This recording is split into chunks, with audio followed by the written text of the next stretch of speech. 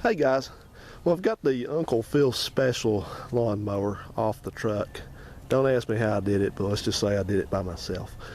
Anyway, it's down off of it, so I thought we would do a little walk around outside of it, and then I'm going to get it in the shop here and pull the deck off of it and see what's going on with it. We had it running yesterday briefly. The deck was trying to run with the blades disengaged. It's supposed to be disengaged, and I heard it making a lot of noise too, so it's got some issues there. It's gonna have to work on the deck, so I want to give it a once over and get a parts list together what I'm gonna need on this. This thing was 125 bucks. It's a cheap lawnmower, so we don't expect much off of it. It is a white outdoor, which means it's basically just a rebadged MTD.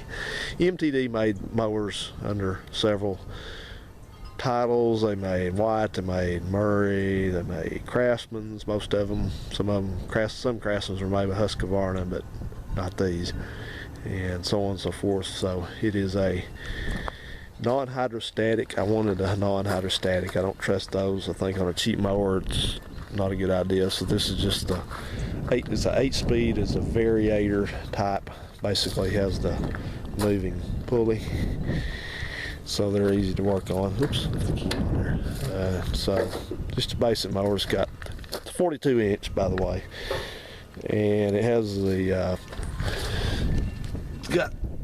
it's wide outdoor, but that's a Briggs Industrial Plus with a 15.5 horsepower. It's got semi-pressure lubrication. I don't think this is one of the ones that has full lubrication, but it does have an oil filter and all that. So it's over in the valve. It's missing the muffler.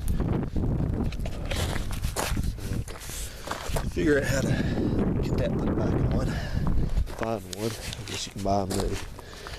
Seats, I've got the other part of the seat in there, and it's got an ancient battery, 3 of 11, so that battery is now 7 years old. So I've got another battery for it that's not quite so ancient. It's got a little something going on with the front axle there, I noticed. It's kind of leaning. Seems like every mower I ever get from Uncle Phil leans. But got the steering wheel play like they all do. And Phil said that I asked him what he had to do this mower, and he says that he had to, it was froze up and he had to go through a whole motor and all that. But I can guarantee you he has not went through the whole motor. You can tell by looking at it. So what he actually did to it, probably little nothing, but that's okay. You guys got to remember that Uncle Phil tends to live in his own reality sometimes. So let's get this thing in here. If I can wedge it in beside the car, it's going to be close, so I have to move the car over a little bit. And we'll get it in here and look it over a little bit closer, shall we? Hey guys, well, here's the mower I got from Phil, and I've been going through some things on it, just kind of checking it out, and so I thought I'd share with you what I found so far. First thing I did was pull the deck off of it, because it sounded to me like it had at least one noisy spindle bearing, and it sounds like they're both bad, and that wasn't all of it. So come over here. Sorry about the sun kind of being low in the sky. It's that time of day, but let's see, which was the best one? The best one out of the two is the one that was still fully attached to the deck, and that was this one.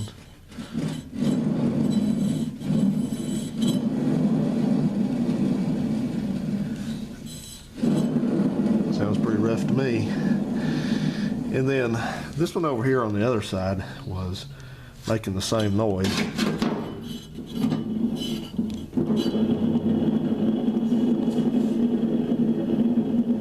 Spins good, but it just sounds rough and gritty. So to my estimation, needs to be replaced also. But that's a common item, and they're easily available. You can buy a whole kit actually that does these. It's got 2 spindles and a belt, and 2 blades with it.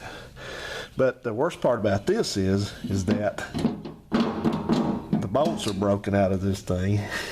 It's got 1 bolt left over here holding the whole spindle in. See that? So I don't know what happened to the other ones. There's one remains kind of in there. So anyway, you know they say because of roadkill, well, because of Uncle Phil.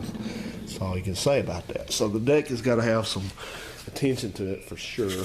And I wanted to start this thing up and run it a while and just kind of drive it around out here in the driveway to see if I had a good enough transmission and all that. And when I got it out there, it didn't sound like it was running too good. And when I got out there, it quit.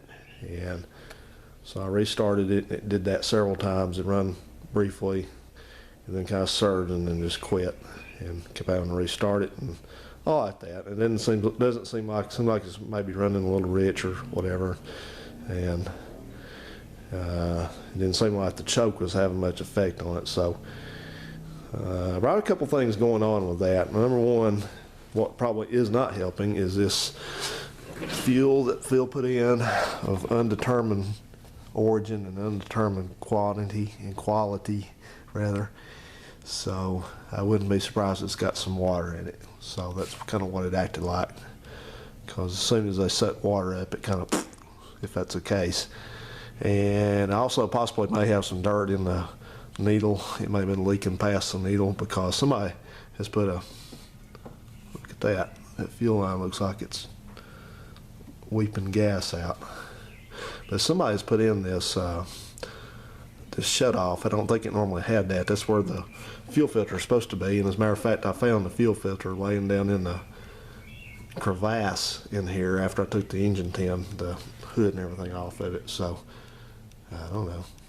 Tell me what that's about. It's missing the clamp one side and all that. So anyway, maybe it was having problems, but the engine sounded okay mechanically. So I think what I'm going to do is I'm going to just go through this carburetor and do that. And I've got a kit I ordered from the people at Amazon, and I also am going to run the valves on it and do that stuff, and got an air filter and an oil filter and all that. So anyway, that should be good to go, and hopefully that'll get this thing running. I want to just establish that it will run okay before I spend any money on the deck, because if I don't have a good engine, then I don't have a good mower. So you know how that goes.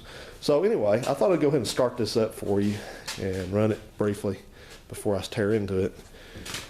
Hopefully my jump pack's got some juice left in it. I thought this was my better battery, I thought, but this turns out this battery is absolute junk. So that's unfortunate, because I bought that battery for that crappy, even more crappy lawnmower I bought from Phil a couple of years ago, and sold the mower, kept the battery, and then didn't have a mower to put it in. So oh well. But this thing don't have no muffler on it down here, so it's so loud I can't even hear myself think. So let's see if we can get started though. Old start, cold start. I was telling you, well, no, I didn't actually, but whoops, shake the camera. But anyway, I've been watching R. Peak's videos about his mower he got, and I was teasing him. I said, man, here I was, I thought I was the world's cheapest person for lawnmowers. I said, you got me beat. I said, I'm not worthy. Get the tripod up high enough here. Sorry about that. I think you got me beat, Richard. Because, I mean, at least I heard this one run beforehand. So, anyway, I think all the safeties have been bypassed on this. So, I think I got it in neutral. It could just take off across the shop here. But, hey, so that's fun sometimes.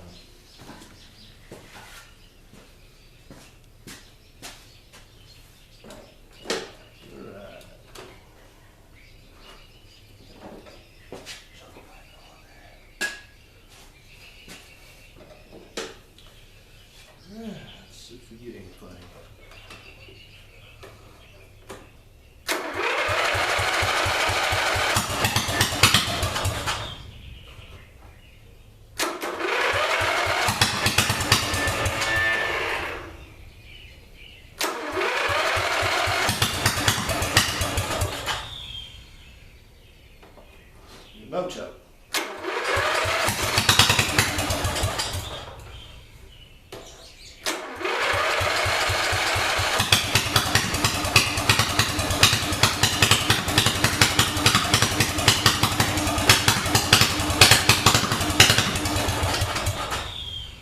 See what I'm talking about? It might sound healthy.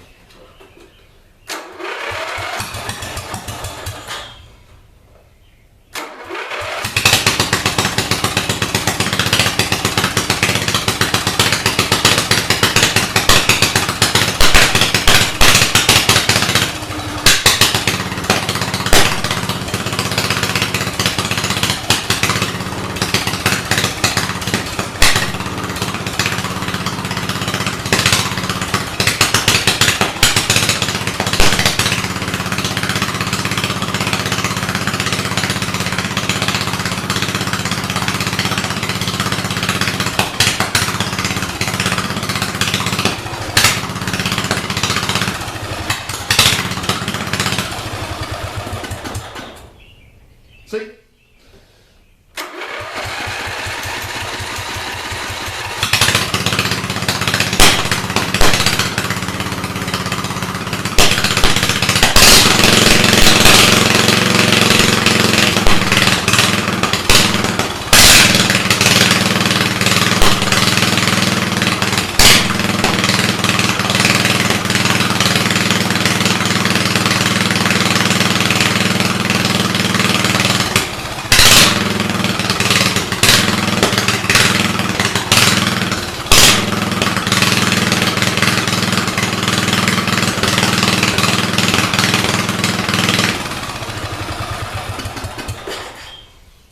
So there you have it.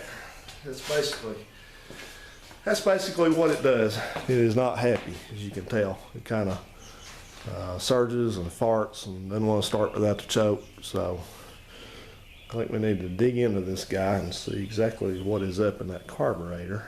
And that is a Nike carburetor. They came in two different kinds of carburetors on these, but this one's a Nike. So we're going to explore Nike and see what it has to offer. So we know the drill. We've watched the Masters videos several times, and we know what to do with things like this. Take that carburetor bowl off, see what's in there, get the white coffee cup, and have at it. All right then, so fuel drain time. Let's get that. Figure we'll go ahead and just take off this shut-off valve first and see what kind of goodies we can get out of that.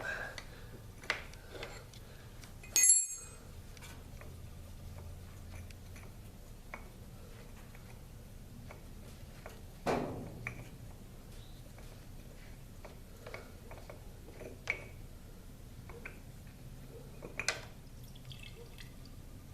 yeah, that was kind of yellow.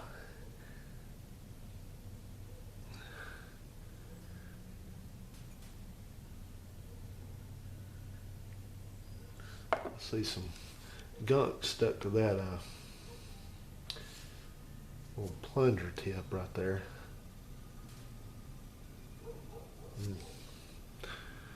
Let's see what we got in here. Oh yeah, yeah. Of course. Let's see if I can pause you for a second. I'll get the camera back up.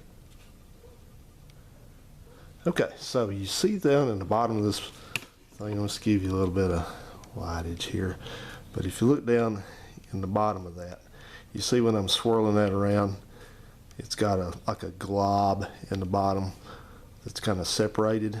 You know, you see the edges there of the fuel, but then down below you see this amoeba looking thing.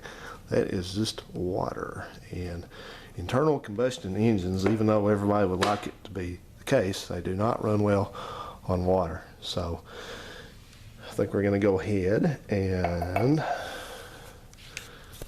go ahead and pull that float bow off, take a look in there and see how crusty it is, and then we'll drain that fuel out of the tank thoroughly. I'm going to get Phil for this. I'm telling you guys, I've been around Phil for many years, and I'm just telling you that if you get something from him, it is never going to be in good condition. That's just the way Uncle Phil rolls. If it ain't broke, it ain't for Uncle Phil. But anyway, let's move on from that and take that bow off that carburetor, and we'll take a peek in there. All right, let's give this thing a chance to take a tinkle here.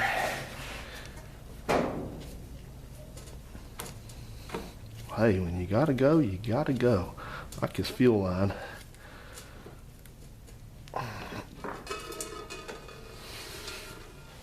Turn the valve on. Ooh. Did you see the water come out of it?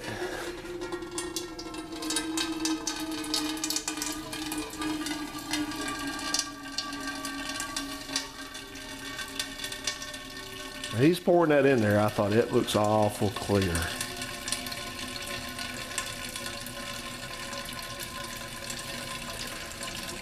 Ah, yeah, boy.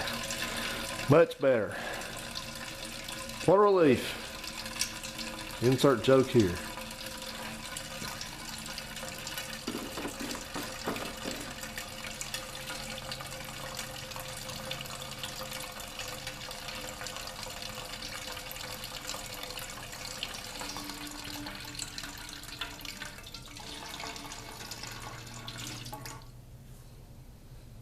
Yep. Yep. If you sprinkle when you tinkle, be a sweetie and wipe the seedy. Ain't that? So, whoops, nope, a little more.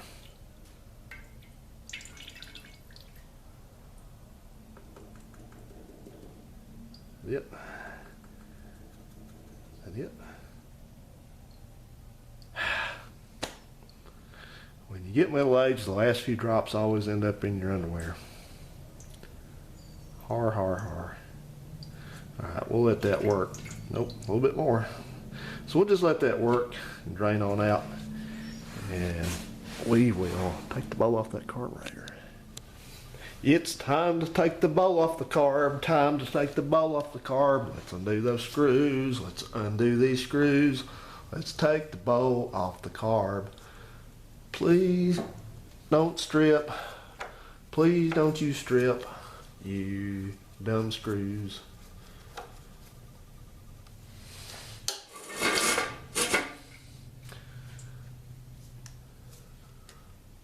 One screw.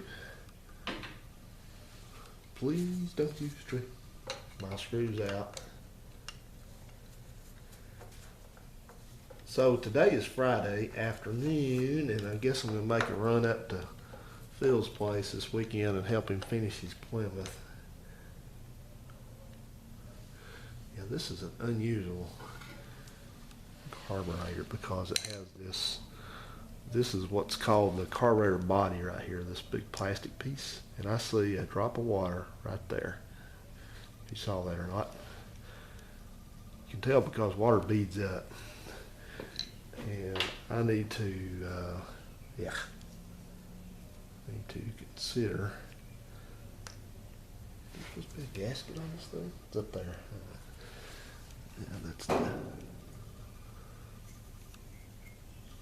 Yeah. Yeah, we got to get this guy out of here because we got to see what's in there. I'll be right back.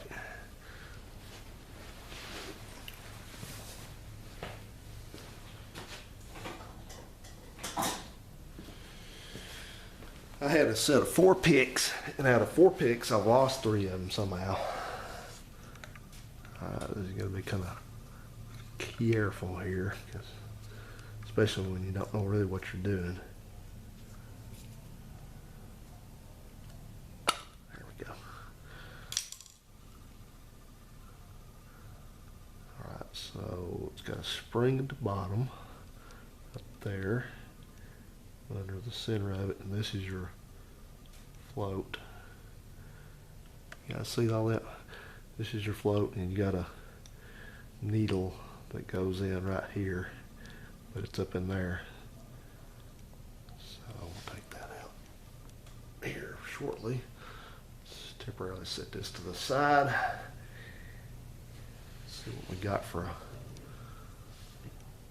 carburetor bowl. It's not terrible. It's got something in it.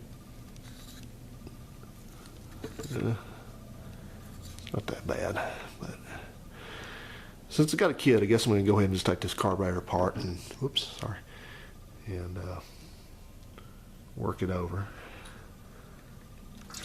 I'm used to doing it halfway.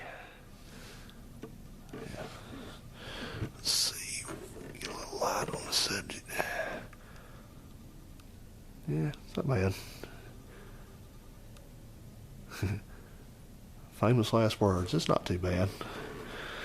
Okay, guys. Well, I will go ahead and proceed forward with this. And like I said, I got a kit for it. And I'll take this carburetor on apart. Go ahead and pull this air filter off. Just kind of take a look at what we're up against. I was reading somewhere on the info webs that these carburetors are pretty sensitive to dirt and all that. So, right, so looks like we got just a few fasteners here. So let me work on this, guys. I'll get this carburetor off it. You know, this is boring to watch somebody take a carb off. So let me get this thing taken off here and we'll see what we got. Okay, I know what you're going to say. You're going to say, well, you never show us actually working on something. So, all right then. You want to watch taking the carburetor off? I'll show you taking the carburetor off. So, first thing we're going to do is we've got to take this choke cable off right here. And as a matter of fact, this choke cable was actually hanging loose when I got this mower. Go figure. So I'm going to back that bolt off. Pull it out, put that bolt back in, but you just kind of, it's kind of a hook on the end of it, take it out of the way. Like I said, again, this is a Nikki carburetor.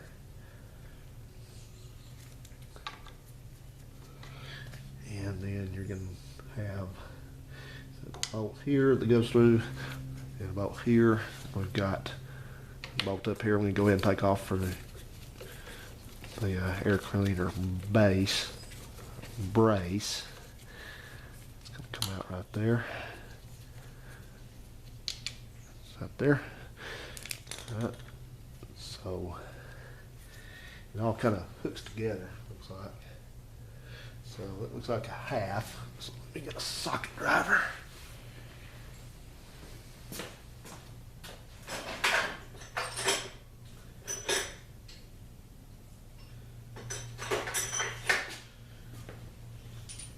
Welcome back. Welcome back. Nope. Welcome back.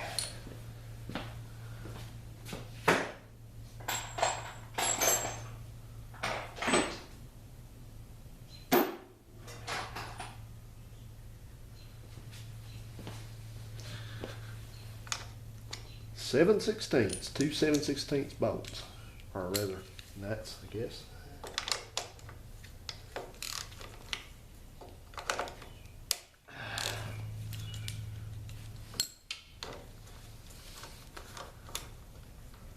Now be sure that you drop these bolts, or the nuts rather, into some sort of liquid, like oil or gas, because it makes it too easy for you if you don't. Welcome back, welcome back, welcome back. Off, so now it looks to me like the air cleaner is going to try to come on out, but it's got something hooked to it somewhere. Okay, it's got a hose under here. They just come off.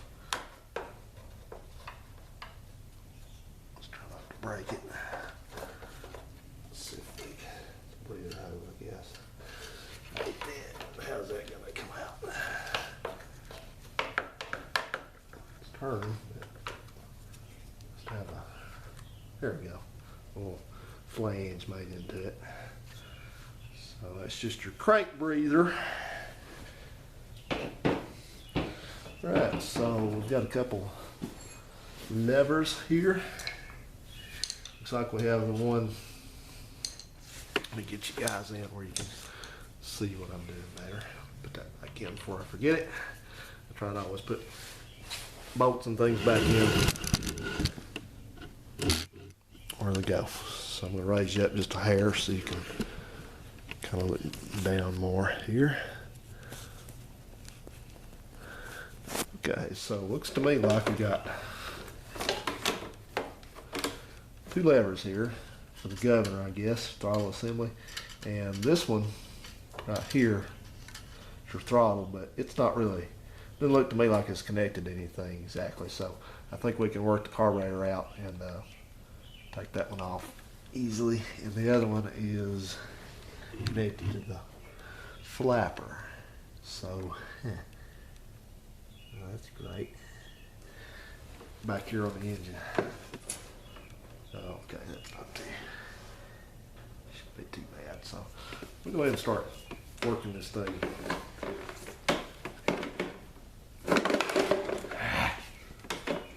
This light sucks. This light has picked on me for about 8 years now. So anyway, bottom line is we got 2 levers for your throttle assembly. A long one here and a short one here. And the top one's got a spring mounted with it, so we need to be careful with that. But it looks to me like that is about the extent of it. We should be able to start. No, we can't. We've got 2 more nuts to take off right here. Right down in there. I'll show you. You see that? Right there. So let's see what those are.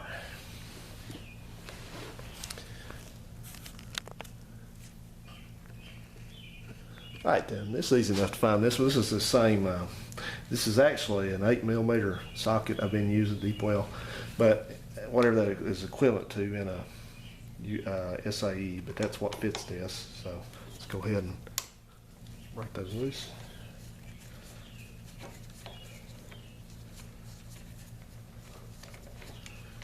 Pulls this whole stud and everything out, looks like.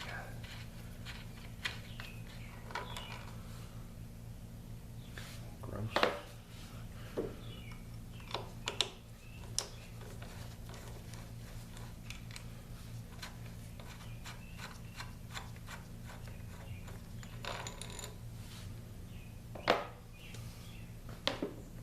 Something just told me this ain't water in the field. Alright, hey, it's easy enough. So now we're going to need to see what we're going to do with this lever. There's that one, and that just slid out easily. Remember that it goes like that with the hook up, and then you got this guy back here that has to, you got a, like I said, you got a spring made onto this, and that's hard to see, but it's right back, it hooks in back here on this lever. So we don't want to wreck that, so let's see if we can kind of persuade that out. And I probably can't, so let's see here. We have an alternate idea we can use. It hooks up here too, if you can see this. Probably not very well, but you don't want to, try not to hyperextend your spring or anything like that.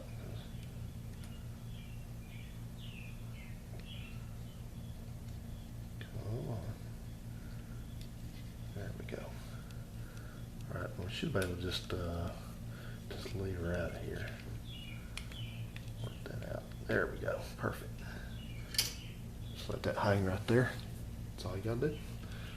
So you got a gasket on the intake side of the carburetor. There's your part number if you're wondering where it's at. It's right there. This one is a 498888N. Nikki. This is Nikki down there. Nikki. So yeah. This little varnish on the choke plate.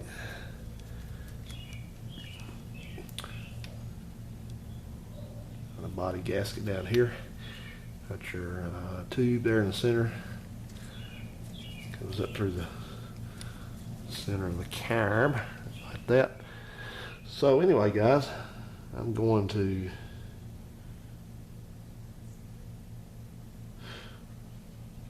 now, if you watched Musty's videos enough, you know that he's told many times, you see that tube there, how it's got those passage orifices in it, drilled into it. Those have to be clear on any kind of carburetor like this. So let's see if I can get my hand in front of it, kind of. You see them right there right there. See them? Do you see them? See them? Now you got a big hole right there at the bottom, but you also have these two. And if you look close, you can actually hold it just right. You can kind of see through those, but they are clear, so I don't have to take those out, fortunately. But this thing has got a stain right there that looks like rust, so varnish or rust. So anyway, we're gonna go ahead and let this thing soak in a carp bucket, and we'll come back to it. Ugh. Well, it's dirty. Look at the outside of it. Of course, you know, there's been many carburetors that were dirty like that and they ran fine. Who knows? All right, guys. Well, I'm going to get on with this and get this thing ready to soak, and we'll come back and we'll probably do those valves and then put it back together, service it, make sure it's running good. We'll move on to the deck. See you then. All right, guys, well, it's another day and we're back on this mower, and I spent about half the day going to Tullahoma to the junkyard to pick up another muffler for this, since there ain't one. It's supposed to be there, but it's not. It's gone. So anyway, went to Tullahoma. Took a while to do that, but it was worth it because these mufflers are about 80 bucks for a new one, and this one was $5. And it's a little bit different from the one that goes on this. The one that's supposed to be on this one has a different arrangement. It sort of has it's got a muffler that sits there like that, but the pipe just kind of slips into it, and that muffler, and then it's got a guard around it, but it all kind of bolts up to the front frame right there, so that guard around it, heat guard, and all that's missing anyway. So I think this is going to work. This one's just got a same sort of exhaust pipe, and it's got a right here has this brace that bolts to the lower valve cover bolt right there. So I think that's going to work good. So I'm going to use that. Looks like it's maybe just a later part number, possibly later design, but it's all welded up right there, so no slip fit. I didn't like that. And anyway, I also got a headlight harness, since that one's gone. Who knows where that went. Also got my parts to work on this a little bit further with the carburetor. That's a kit. You can't really see it, but that's a carb refresh kit. And we got an oil filter, an air filter, and then a valve cover gasket.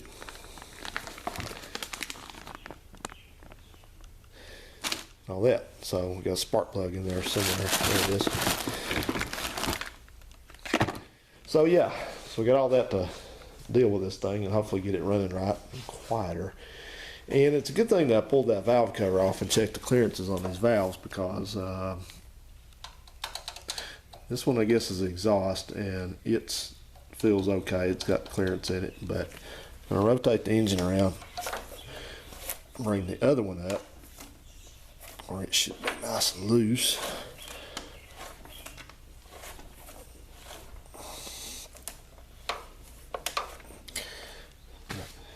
It is tight. There's no clearance in that thing whatsoever, so I have to readjust that, get it all set where it should go, because you don't need tight valves, that's for sure. Hey guys, well, I'm going to quit talking and I'm going to get turning some wrenches, and we're going to get that carburetor back together and back on and do the valves, put the muffler on and all the rest of it, and we will see how this thing runs.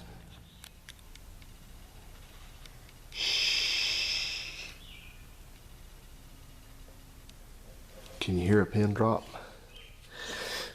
Just want to give you guys a quick tip if you're ever working on one of these Nikki carburetors that has the plastic carburetor body in it, they call it.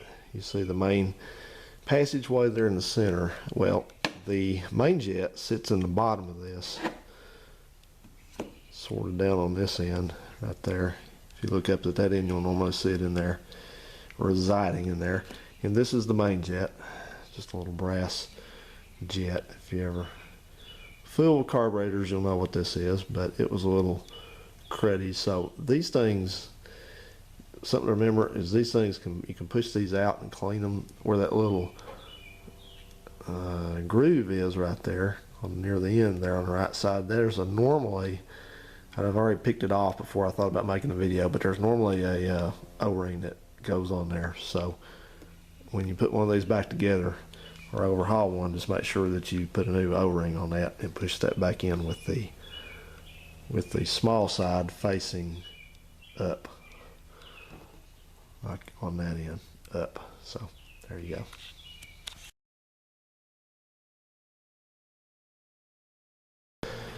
So this is the stuff that puts me behind for days and days and days trying to work on a project like this, is one damn little stupid detail like this.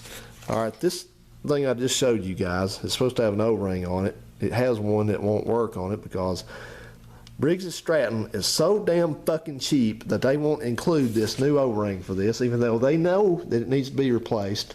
They won't include it in their kit. So now I've got a send-off for who the fuck knows where to find one of them damn O-rings to put on this. And it's going to grind this damn carburetor job to a halt because Briggs & Stratton's stupid cheap ass won't put a freaking O-ring in there. Who does that? You know, you put all the rubber parts in there and you can't put that thing in there? Really? You don't think it ever deteriorates? You can kiss my fucking ass, Briggs & Stratton, because you're fucking cheapskates. Piss on you.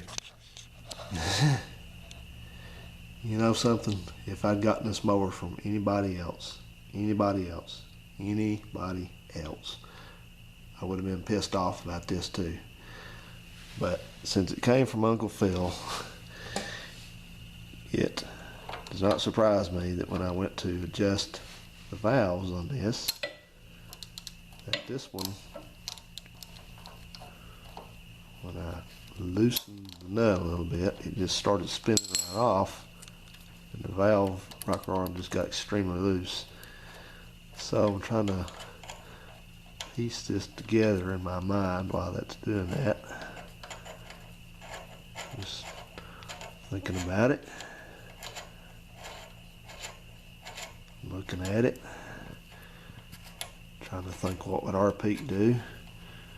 RP could have the motor off, he'd have the deck off, the seat off, gas tank out, and all that by now. But then I thought about what Musty One might do, and then I thought, well, they're not going to help me right now. I'm on my own on this. So, anyway, get out of there. Have you seen it yet?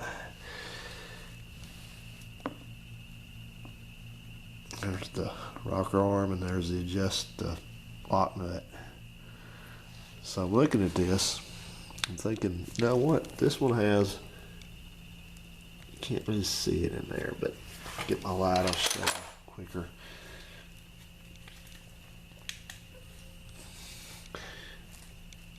This one has a little lock adjuster in there. It's got a little star bit.